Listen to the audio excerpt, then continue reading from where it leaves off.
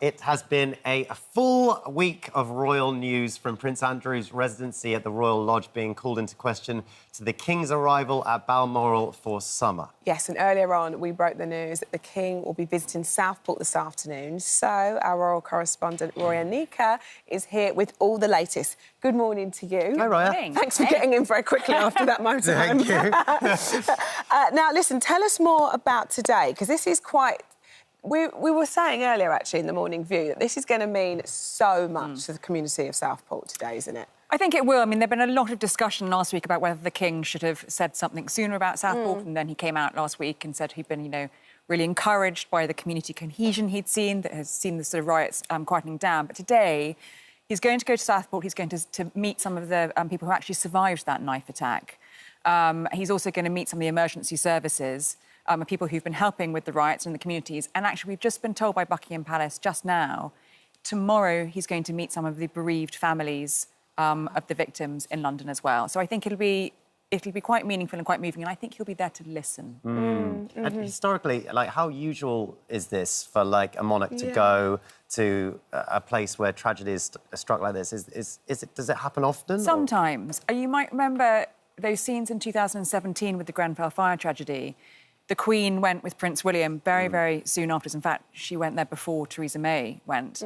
Just, again, to listen to a community, you know, in trauma, and William, you know, hugged a lot of the people there who've been affected. So sometimes, and actually, I remember, I was thinking about this, a few days later, she held a minute's national silence and led the nation at Trooping the Colour because she felt she just couldn't go on as normal. So, yes, sometimes it is, you know, the monarch feels, as head of nation and head of state, it's the right thing to do. And I suppose it's a question of how he will offer that support. I suppose you're saying just listen and sort of be really amongst it, right?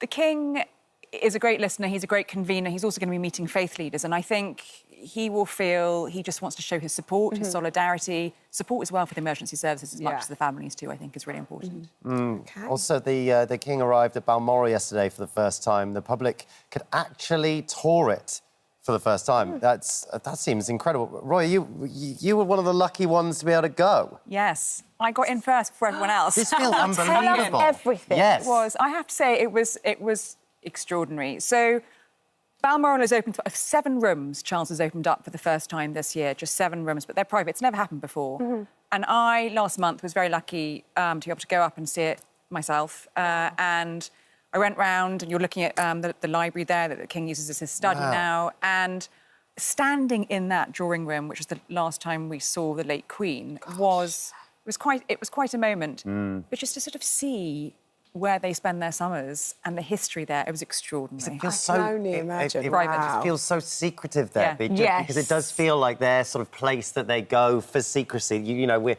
used to seeing the gates. The gates. That's, you see reporters sort of outside the gates. It just feels amazing that you're able to sort of go in and see that, you know, that bit of history, see that sort of bit of their secrecy. It was wonderful. It's only 7 rooms, so there are hundreds of other rooms that they're still keeping private. But having been, I now understand why it's so special to them. It is beautiful. Really? Yeah, it's really beautiful. And do you think people will be available to go next year? There'll be tickets or... So I asked about that, and what they said was they're going to see how... I mean, it sold out in 2 hours this year, so you can't get any tickets. And they'll take a view. My feeling is, I think the King will think it's a good idea. He wants to bring more people into his residences.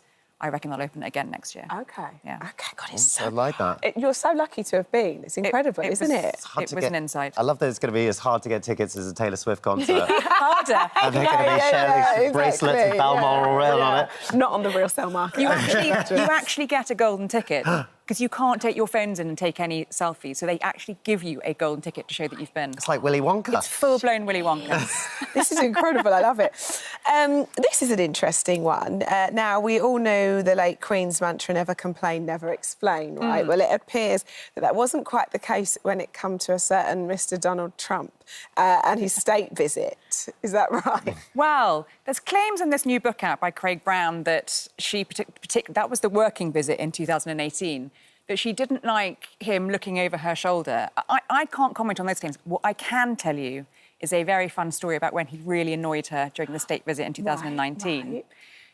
He is the only president, I believe, who refused to drive in and out of the palace. He flew in and out with his helicopters, and he scorched her lawns.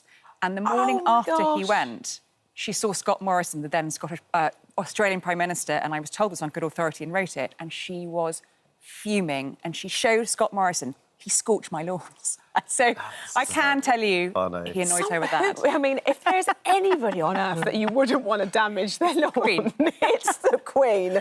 Yeah. Yeah, but that's just so Trump again. How dare you scorch her lawn? One was that. unamused. One was unamused. I can only imagine. I miss her so much. You know what I mean? It's such a weird just thing. the backbone. You even see her, you're like, oh, it's so weird. It's quite unusual for the Queen to make comments like this, though, isn't it, really? Very, very rare. She was a wise owl, and most people around that working business state visit said you would never have known what she thought about Donald Trump. And he went back to America and said, she had a great time, she loved me. Yeah, well, of course he did. I'm sure that's what he'd say if she didn't. This is a interesting one. It appears King Charles is pushing for Prince Andrew to move out of his current home. And this weekend, he is rumoured to have piled on the pressure. Well, it's interesting timing because Andrew is currently up at Balmoor, so there might be some slightly orcs family conversations. This was a story, actually, in The Sun on Sunday that apparently the King is going to pull his security.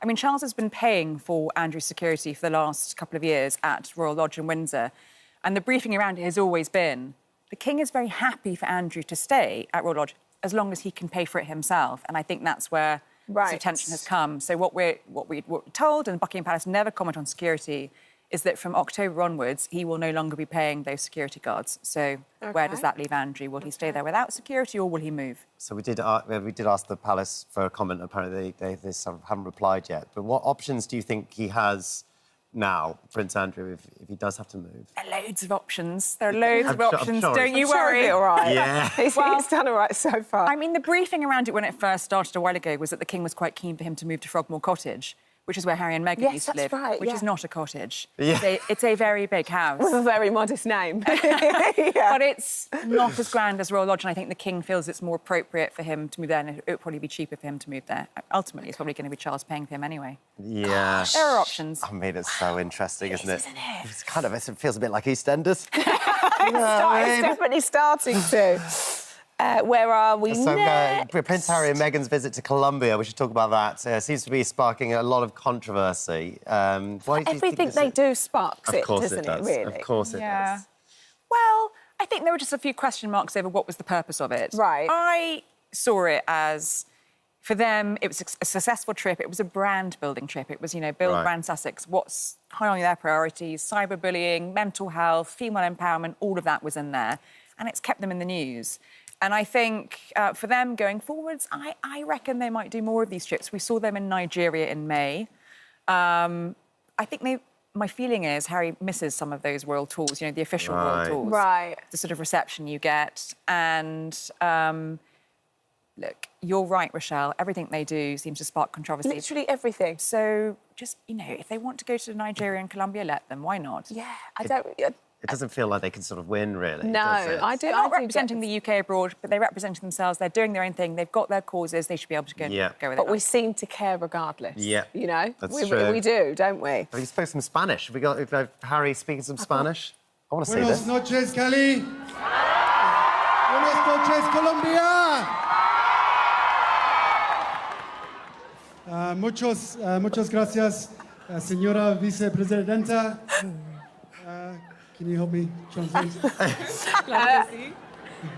Harry speaks as much Spanish as me. Thank you for your warm welcome. Gracias por su cálida bienvenida. It sort of feels like a sort of English footballer who's just gone to Real Madrid.